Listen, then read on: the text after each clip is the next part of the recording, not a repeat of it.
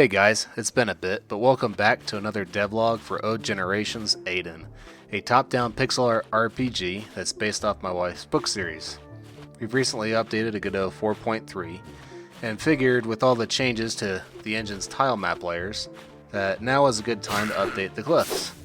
Now we've had glyphs in our game for a little while, and they were alright, but I'm picky, which means I want my glyphs to look good, or at least as good as I can make them.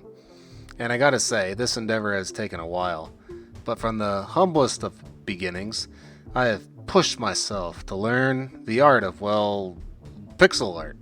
Yes, and while my first cliff tiles were lacking in depth and variation, I forged ahead, creating more and more versions until finally I reached the ultimate cliff tile, or at least something I could be okay with. Once I had tiles that I liked, the next challenge was to figure out how to implement them easily into the game.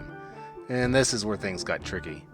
Do you draw the face of the cliff and then the top in separate terrains? Or is there a way to do it all at once?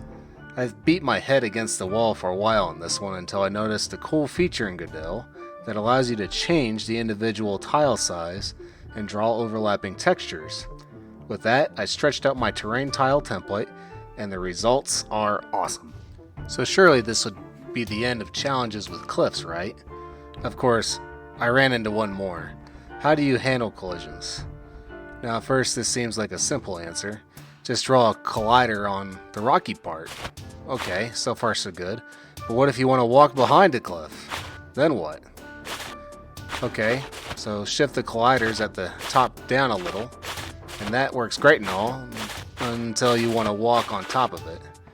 Yeah, I think it's at that point where people start to think 3D. But us? No. No, we're stubborn. So instead we do something silly. We duplicate the whole cliff tile set and place separate collision shapes. When you walk on top of the cliff, you run a script on a transition space that switches the tile sets. Now, is this an elegant solution? Probably not. Does it work? Yeah, and with some effort, the monsters behave themselves as well. Now, if someone is aware of a better way to handle this, I'd be curious to know the answer. Feel free to let me know in the comments. Being able to walk on top of cliffs has led me to draw rock barriers at the edges so that it doesn't seem like the player can just fall off. And with that figured out, it's probably time to finish off the water.